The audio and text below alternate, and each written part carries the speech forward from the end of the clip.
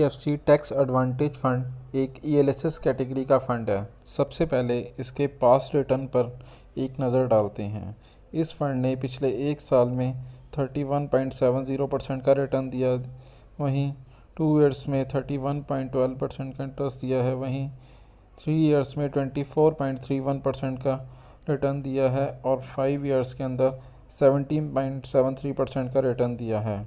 इस फंड ने अधिकतर टाइम अपनी कैटेगरी को बीट किया है। हर साल इस फंड ने अपनी कैटेगरी से अच्छा रिटर्न ही दिया है। एक ओपन एंडेड फंड है और इसका बेंचमार्क S&P BSE 500 है।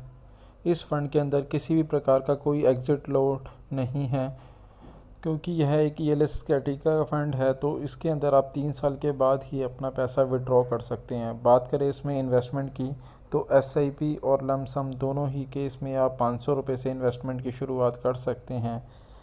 यह फ़ंड 2008 में लॉन्च हुआ था और अभी तक का इसका कॉर्पस जो है वह 3,582 करोड़ रुपए का है।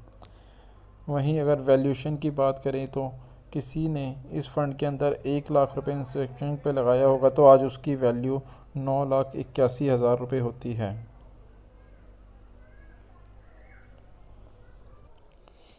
यह फंड एक इक्विटी कैटेगरी का फंड है, इसलिए इसके अंदर जो आपको गेन होगा वह भी इक्विटी के अकॉर्डिंग टैक्सेशन होगा।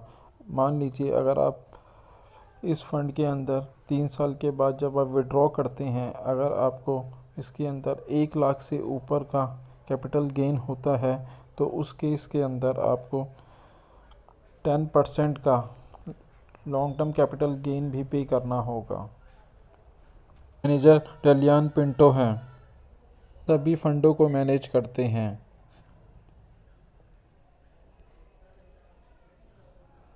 5 सेक्टर एलोकेशन की तो बैंक्स प्राइवेट के अंदर इसका जो है 14.68% का इन्वेस्टमेंट है, वहीं आईटी सेक्टर में 13.93% का इन्वेस्टमेंट है, ऑटो सेक्टर के अंदर 10.37% का इन्वेस्टमेंट है, इंफ्रास्ट्रक्चर में 7.44% का इन्वेस्टमेंट है, वहीं पब्लिक बैंक के अंदर 6.29% का इन्वेस्टमेंट है।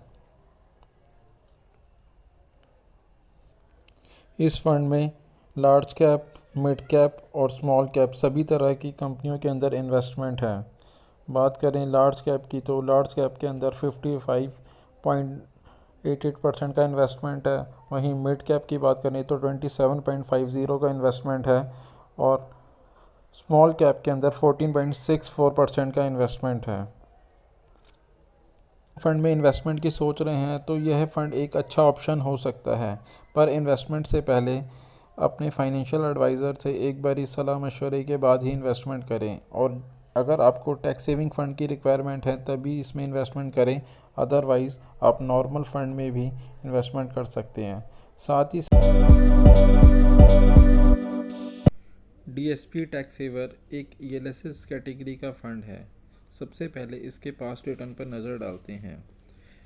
इस फंड ने पिछले एक साल में 25% से ज़्यादा का रिटर्न दिया है, वहीं 2 सालों की बात करें तो 24% से ज़्यादा का रिटर्न दिया गया है, 3 सालों में 22% से ज़्यादा का रिटर्न दिया है और 5 सालों में 15% से ज़्यादा का रिटर्न दिया है। वहीं अगर इसकी कैटेगरी रिटर्न की बात करें तो इस फंड ने ज़्यादातर टाइम अपनी कैटेगरी को बीट करा है।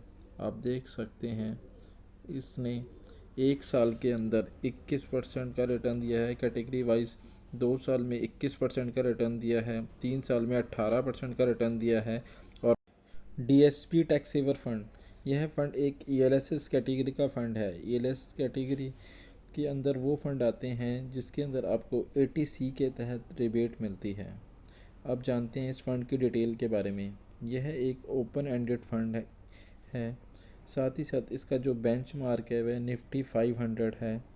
इसके अलावा इसके अंदर किसी भी तरीके का कोई एग्जिट लोड नहीं लगता, क्योंकि यह टैक्स सेविंग फ़ंड है तो इसके अंदर आप 3 साल से पहले विड्रॉ नहीं कर सकते। अब बात करते हैं इसके अंदर इन्वेस्टमेंट की, तो एसआईपी के अंदर आप इसके अंदर 500 रुपये से निवेश कर सकते हैं, और अगर आप वन टाइम करना चाहते हैं तो भी इसके अंदर आप 500 रुपये की इन्वेस्टमेंट कर सकते हैं।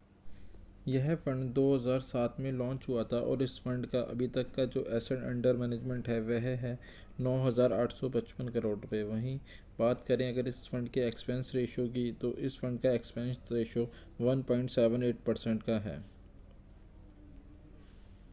यह फंड दो फंड मैनेजरों के द्वारा मैनेज किया जाता है। पहले हैं रोहित सिंघानिया और दूसरे हैं चरणजीत सिंह। अब बात करते हैं इसके सेक्टर एलोकेशन के बारे में। तो इस फंड के जो टॉप 5 सेक्टर एलोकेशन है उसके अंदर बैंकिंग सेक्टर के अंदर इसने 21.66% का इन्वेस्टमेंट किया है। आईटी सेक्टर में 10.38% का इन्वेस्टमेंट है। एनबीएफसी के अंदर 6.85% का इन्वेस्टमेंट है। हेल्थ केयर के अंदर 6.20% का इन्वेस्टमेंट है और बैंकिंग सेक्टर के अंदर 5.56% का सेक्टर एलोकेशन है। लार्ज कैप के अंदर अगर इन्वेस्टमेंट देखें तो इस फंड में 65.70% का इन्वेस्टमेंट लार्ज कैप में है। वहीं मिड कैप के अंदर 29.86% का इन्वेस्टमेंट है और स्मॉल कैप के अंदर 3.62% का इन्वेस्टमेंट है। तो आप देख सकते हैं इस फंड के अंदर तीनों ही सेक्टरों के अंदर एलोकेशन लिया गया है।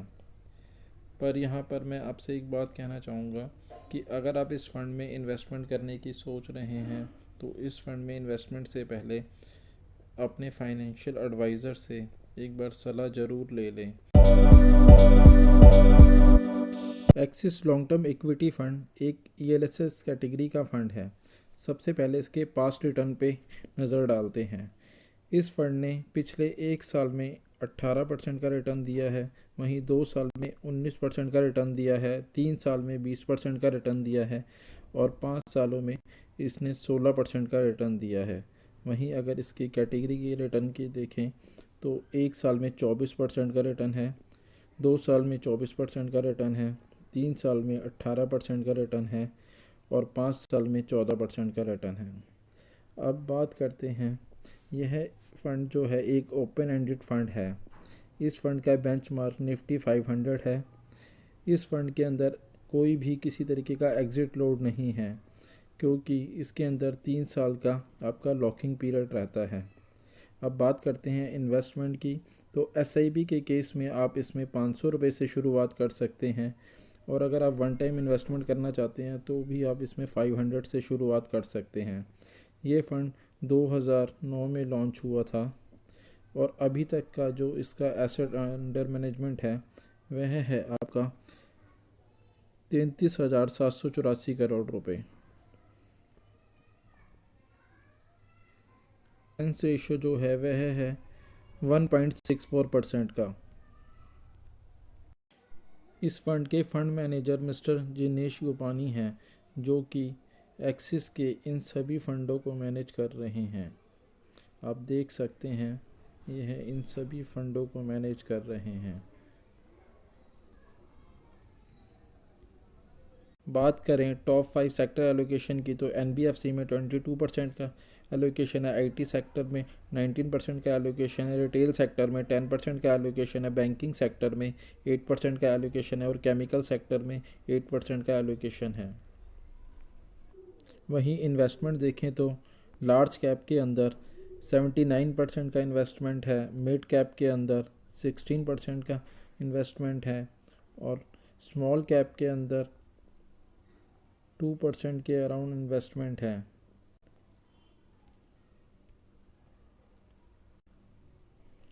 अब बात करते हैं इसमें आपको इन्वेस्टमेंट करना चाहिए या नहीं। यदि आपको एटीसी के अंदर रिबेट की ज़रूरत है तो आप इस फंड के अंदर इन्वेस्टमेंट कर सकते हैं। अदरवाइज़ आप किसी भी और large cap non ELSS fund के अंदर इन्वेस्टमेंट करें, पर इन्वेस्टमेंट करने से पहले अपने फाइनेंशियल एडवाइज़र से एक बारी सलाह ज़रूर ले रहे हैं। साथ ही साथ यदि आप इस फ़ंड के अंदर या किसी भी और फंड के अंदर इन्वेस्टमेंट करना चाहते हैं तो अब आप हमारे मोबाइल ऐप के थ्रू भी इन्वेस्टमेंट कर सकते हैं। दोस्तों, वीडियो अच्छा लगा हो तो प्लीज़ इसे लाइक शेयर करें और यदि आपका कोई सवाल हो तो हमें कमेंट करें।